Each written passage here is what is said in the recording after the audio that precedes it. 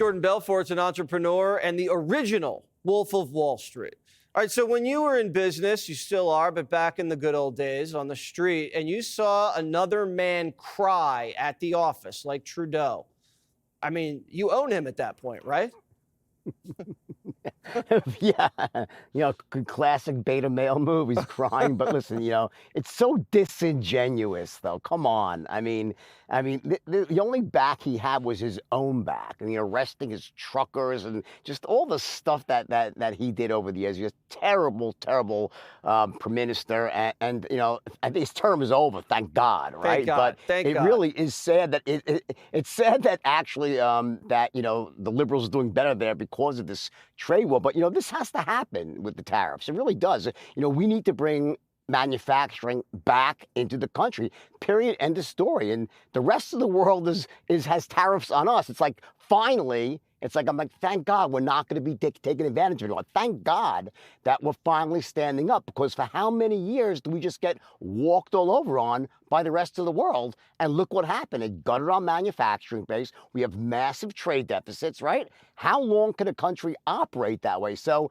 and you see now the fear in all these countries, they're flipping out because Trump is finally saying, hey, listen, reciprocal tariffs. And everyone's like, what do you mean?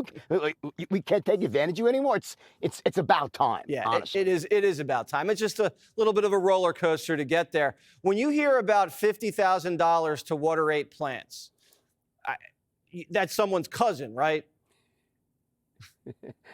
I don't think it's $50,000, by the way. I think it's like 50,000 times 10. Like everywhere you go, there's jobs, there's no-show jobs, there's supervisors of the no-show jobs, and then their supervisors have supervisors, and on it goes. It is the one thing that I saw I think it was a senator or congressman. It's true. It was on both sides of the aisle, but it goes so deep and so endemic that, I think Pam Bondi is going to be really, really busy. I hope so. Yeah, give her a little bit of time. She'll be a really, really busy woman, Yeah, these guys are scoundrels. They're just fleecing the country. They're getting away with it.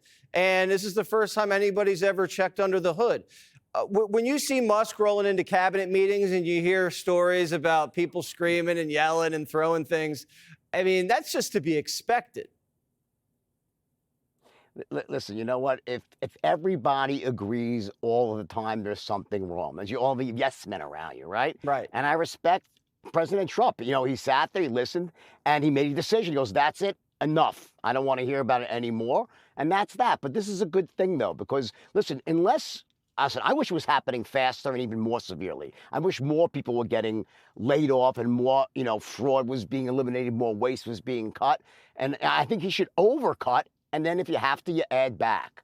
But, so I'm on the Musk side of the equation here. I think the U.S. needs to act quickly and not with a scalpel. I think it's got to be a little bit more chainsaw than scalpel because, again, you can always add back. So when you were in charge of things, the trading desk or whatever it was, they're saying the boss man is back.